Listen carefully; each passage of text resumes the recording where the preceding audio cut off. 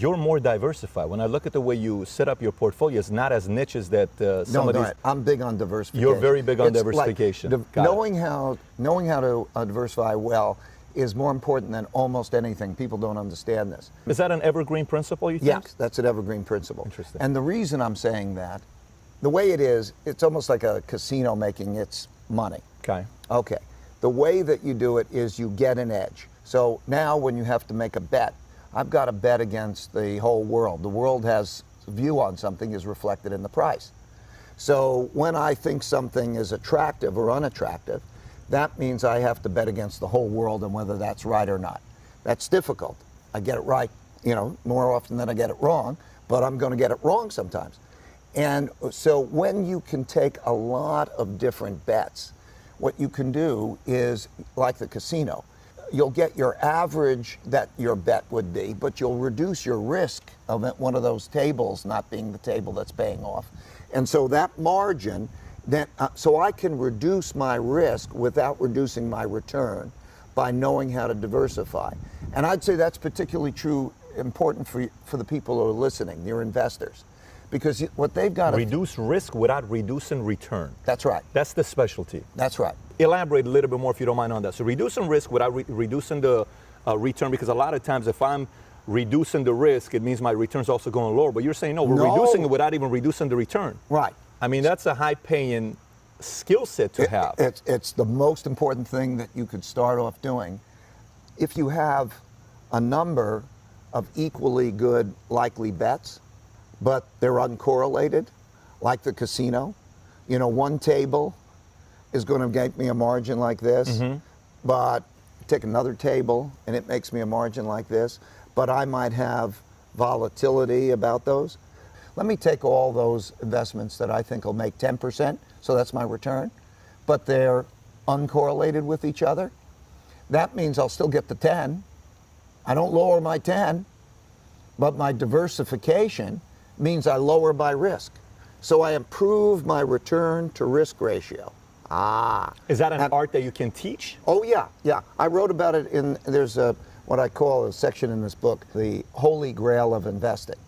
It's 3 pages long. And it explains basically this important thing, because when that epiphany happened to me and how I would do it, it changed everything by being able to do that. Because how old were you when you figured that out? I can improve through diversification. I can improve my return to risk ratio by a factor of 5. So by diversifying, the return relative to the risk, I can keep my returns the same and reduce my risk to 1/5 if I know how to diversify well. And that's why I'm explaining it. It's not all that complicated. It's simply explained in the book.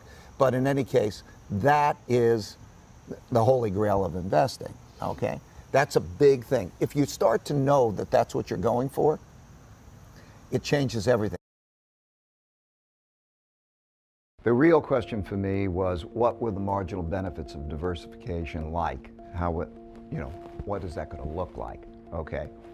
And what I then decided to do was to think about risk and the number of sample size and the correlation of the bets, broke it down to each of its components, right? So, to use an example, let's assume you have, to make it simple, a return, something that has a 10% risk, we'll call risk standard deviation. And let's make it simple, and let's say it had a 10% return. And let's say I add in another asset, another return asset, return stream. I add in a second, a third, a fourth, a fifth, up to whatever number. How would that reduce my risk if it on average has a 60% correlation? Or if it has on average has a 40% correlation, or a 0% correlation? How would that change? Wanted to know that, right? So that's what this chart shows, right? And so, so imagine you have a 10% average return. You don't know which bet is going to be better. Has a 10% average return and a 10% risk. And you add in a second and a third and so on. You're not going to lose the 10% because you're still going to have that 10% return, but you're going to then have a reduction, and that's the reduction in risk.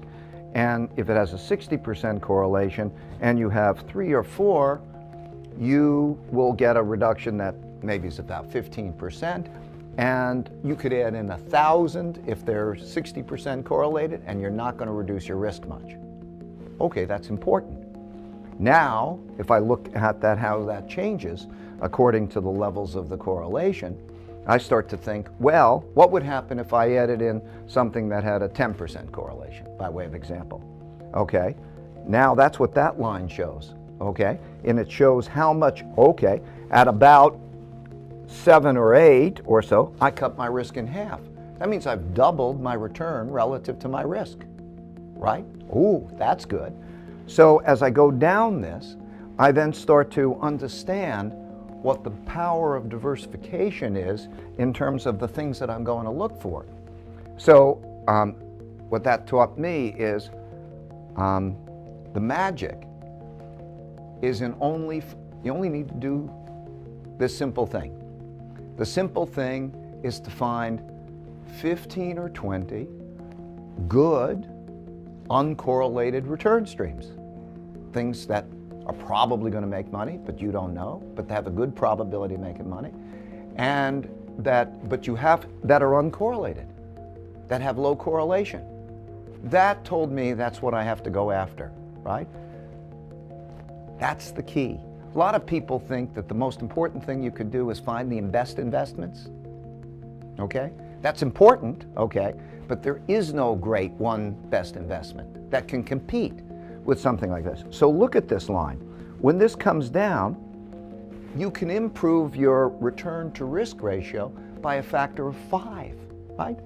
5 times the expected return for that unit of risk.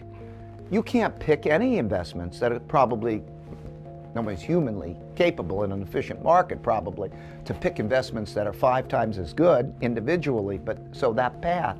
So it tells me about the power of diversification and balancing risk. So this is the return to risk ratio that happens for each one of those. You know, like if I can get 0 correlation and I have 15 to 20, I'll have an information ratio, a return to risk ratio of 1.25. That means my probability of losing money in a year is only 11%, okay? As distinct from 40% with any one of us. So that's the power of portfolio construction and the power of diversification, okay? So it tells me what I have to go after.